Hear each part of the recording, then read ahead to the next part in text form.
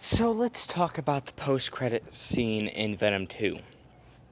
So let's first off describe it, since I can't show you it, although you probably saw it somewhere, but legally you're not really supposed to record anything, but lots of people do it. I'm not one of them. So we see the room start shaking, and it turns yellow. Then we cut to the room, the exact same spot, but in a different universe, and we cut to the Daily Bugle, doing the report from the end of Far From Home, and then we see Venom get up and lick the screen.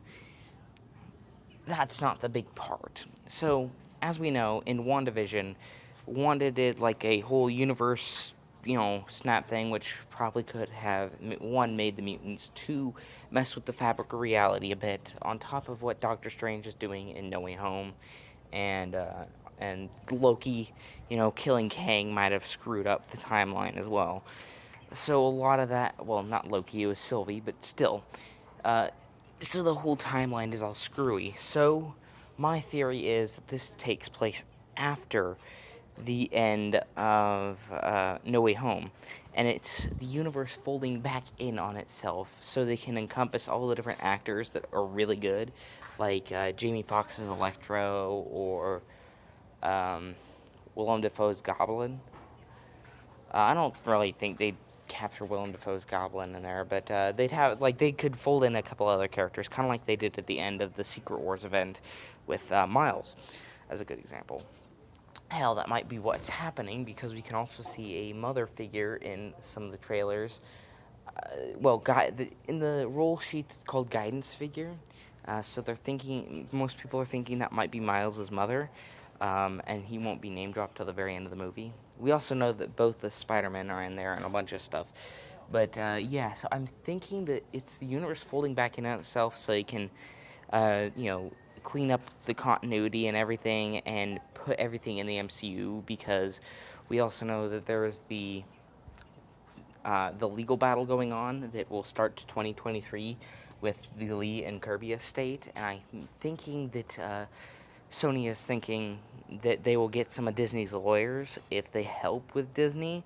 On top of the fact their money has just grown since they've been working with them, so it makes the most sense to do all this.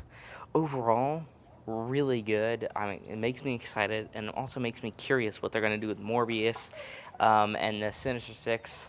I also have a theory that each of them will tease a different movie. Like this one will tease the Venom and Spider-Man meetup. Some people I talk to think the Venom will appear in the end of No Way Home. I don't think so because it ruins the flow of like the different characters, one from each movie. Other than the Holland ones, that one's a little weird. But I'm thinking in the end of No Way Home, there's going to be a Mysterio cameo, and he's gonna say, let's gather up.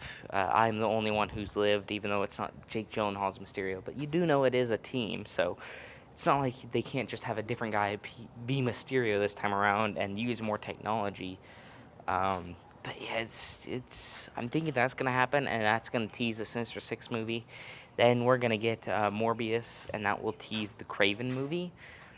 I don't know how it would, because I haven't seen enough of Morbius, and Morbius has gotten pushed really far back.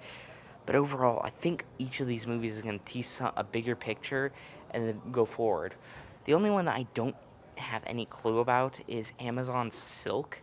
I don't know how that one's going to work, although we do know it is part of the stuff that they were doing with Venom, but they also reworked everything, and they even brought back Silver and Black, the Black Cat and Silver Sable movie, which is interesting. I want to see a live action Black Cat. We've never seen that. Well, we kind of did in the TASM 2, but that was just Felicia Hardy, and it went nowhere. A lot of stuff in TASM went nowhere. The other thing I've heard is that the Venom movie takes place in the TASMverse, which makes some sense, although the Daily Bugle thing looks fairly similar to the Raimi ones, not the TASM, but it's kind of a cross between the two. I'm honestly thinking it is its own plane of existence, but out of all of them, I think it would probably be TASM. So yeah, but we'll just have to wait and see till No Way Home comes out and Morbius, and Doctor Strange, Multiverse of Madness. Yeah, I mean, definitely excited, and it's crazy. Definitely is. Have a good day.